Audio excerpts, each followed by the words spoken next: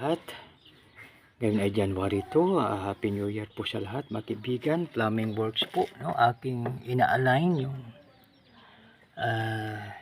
kasi mas mataas dito, kaya bawasan ko po itong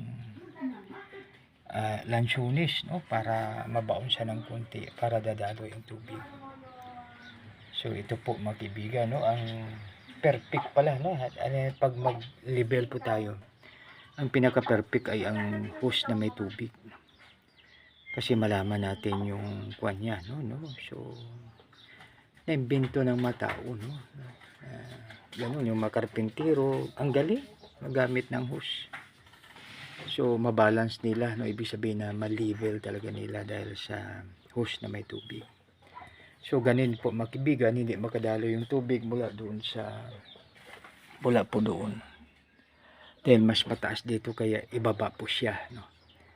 Para maging maayos po, no? Para makadaloy maayos yung tubig. So, ganun po, mga kaibigan.